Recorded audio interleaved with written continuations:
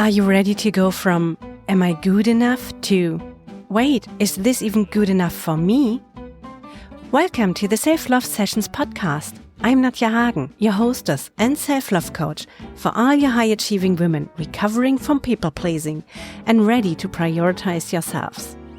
In this show, I share actionable tips and tools to help you set healthy boundaries and prioritize yourself, so that you can intentionally build your life aligned with your values and finally build mutual, connected relationships without the need to pretend to be someone you're not. Let's dive into today's episode. Hey there, welcome back to Self-Love Sessions. I'm so glad you're here today because we are diving into a topic that can be truly a game changer in our daily lives. It's the power of saying no. Today, I'm giving you 5 reasons why it's kinder to say no sometimes than just saying yes. Have you ever found yourself in a situation where a friend asks for a favor, and despite having a million things on your plate, you say yes? Maybe it was helping them move, taking on an extra project at work, or just attending an event you had no desire to go to. You agree out of guilt or the fear of letting them down, only to find yourself stressed and overwhelmed later. Today we're gonna to explore why saying no can actually be the kinder choice, not just for you, but for everyone involved. It's about setting boundaries that protect your energy and relationships. I'm excited to share 5 key reasons why embracing the word no is not just necessary, but also incredibly powerful. So, the first reason why saying no is kinder than saying yes is that protecting your energy protects your relationships. Let's begin with this point, protecting your energy. We live in a society that often glorifies busyness and being available at all times. We are led to believe that saying yes to every request is a badge of honor, but this mindset can be truly harmful.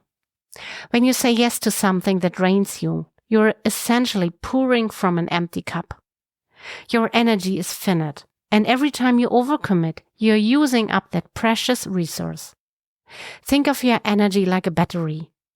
It has a limited charge, and every obligation you take on depletes it. When you're running on empty, you become less present and engaged in your relationships. You might find yourself snapping at loved ones, feeling irritable, or being too exhausted to show up for important moments.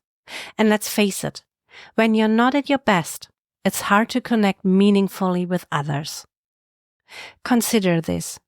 How often do you find yourself agreeing to social gatherings or work commitments simply to avoid disappointing someone? The truth is, when you say yes out of obligation, you are not just hurting yourself, you are also compromising the quality of your interactions.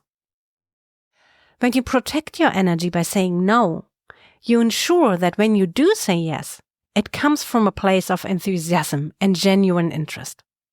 And this allows you to engage fully, share your joy, and nurture your relationships in a way that saying yes out of obligation simply cannot.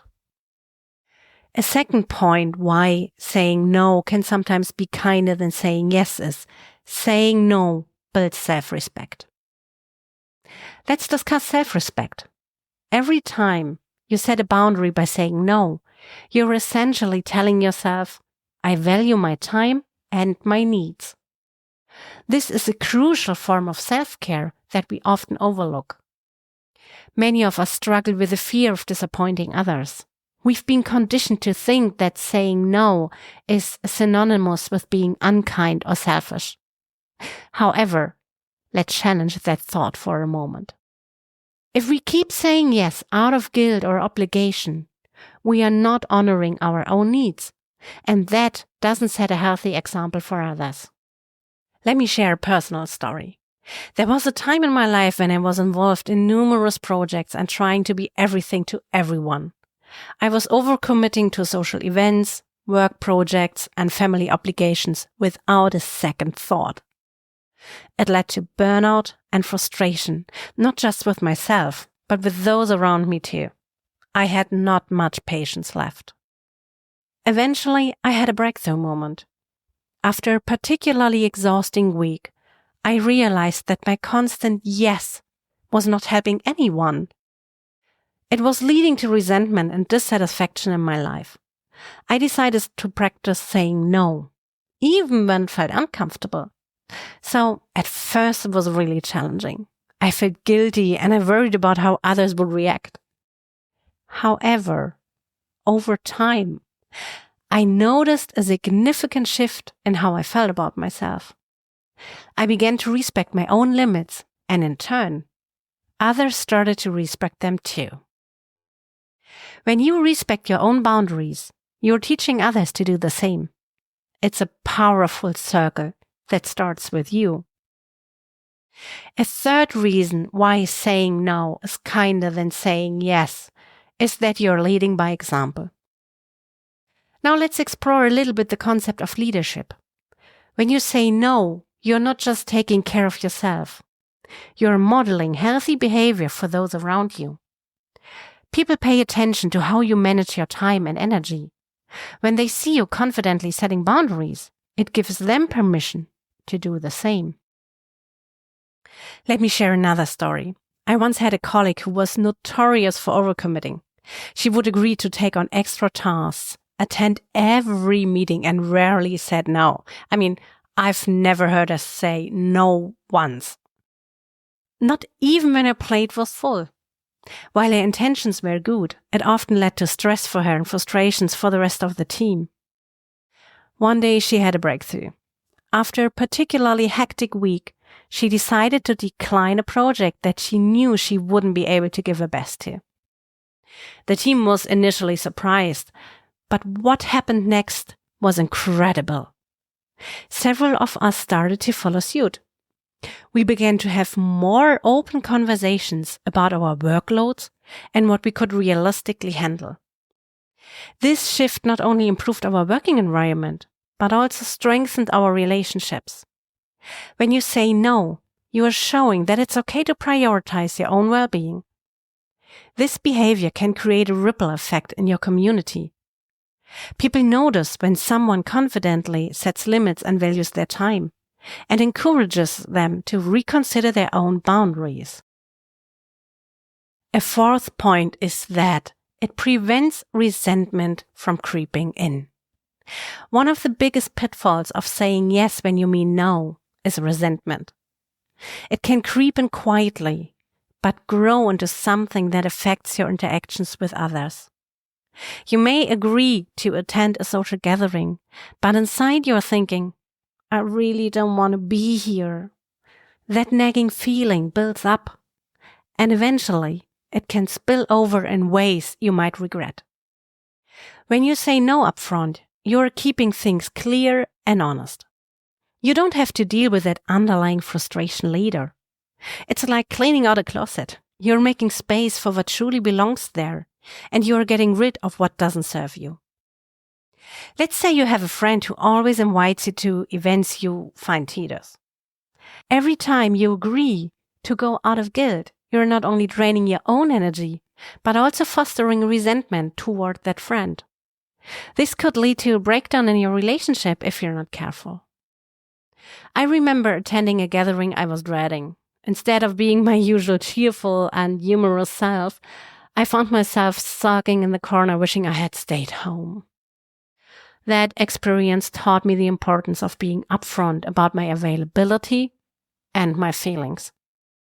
I realized that being honest about my preferences not only made my life easier, but also allowed others to understand where I was coming from. And that improved my relationships a lot. The fifth and last point for today about why saying no is sometimes kinder than saying yes is that you're giving others the chance to grow. Let's talk about empowerment here. When you say no, you're allowing others to find their own solutions. Think of it like this. if you always step in to help someone, you might be robbing them of the opportunity to develop their skills or solve their problems. So, for instance, if a colleague asks you to take on a project because they are overwhelmed, saying no can encourage them to step up and tackle the challenge themselves. This doesn't mean you leave them in the lurch. Offering your support in other ways can still be beneficial. It's about balancing your willingness to help with the need for others to learn and grow independently. Let's take a moment to reflect on a situation where you might have been too quick to help someone. Think about a friend who often relies on you for emotional support. If you always swoop in to rescue them, they may never learn how to navigate their own challenges. By saying no, you're not abandoning them. You're giving them the space to develop their own skills and confidence. Now, let's shift gears and talk about some of the more nuanced reasons behind why we struggle to say no. Fear of missing out, aka FOMO, guilt, and societal pressures can play a significant role in our decision-making. So let's explore the fear of missing out. FOMO is a powerful emotion. It can lead us to agree to things we don't want to do simply because we fear missing out on experiences. But here's the thing. Every time you say yes to something out of FOMO, you're potentially saying no to something that truly excites you. Instead, try to reframe your mindset. Every time you say no to something that doesn't serve you, you're creating space for opportunities that align with your values and interests. When you prioritize what matters to you, you'll find that the right experiences will come along at the right time. Another thing is confronting guilt and societal expectations. Guilt can also be a huge factor in our reluctance to say no. We've been conditioned to think that saying no is synonymous with being unkind or selfish. And this is especially true for women. We often feel societal pressure to be accommodating and nurturing. However, it's crucial to recognize that your worth is not determined by your ability to please others. By practicing saying no, you're not only honoring your own needs, but also challenging these societal expectations. It's a brave step towards embracing your authenticity. Let's also talk about perfectionism. Many of us fear the need to meet certain standards in our personal and professional lives. And this can become a trap when it leads to us saying yes, even though we truly really want to say no. So, these were my 5 points why saying no is kinder than saying yes. So let's recap what we have discussed today. The first point is protecting your energy protects your relationships. So saying no ensures you can engage fully when you do say yes. Saying no builds self-respect. It affirms that your needs are just as important as anyone else's. And you're leading by example. By setting boundaries, you encourage others to do the same. It prevents resentment from creeping in. Saying no upfront keeps interactions honest and stress-free. And you are giving others the chance to grow. Allowing others to find their solutions empowers them. Now, here are some practical action steps for you to take this week. The first thing I advise you to do is pause before committing. When someone asks you for a favor, take a moment to reflect on whether you truly want to say yes or want to say no. This small pause can help you avoid rash decisions. And the second point is use gentle language. Practice saying no in a way that feels comfortable for you. Phrases like, I appreciate you thinking of me, but I can't take this on right now, can soften the refusal while maintaining your boundaries.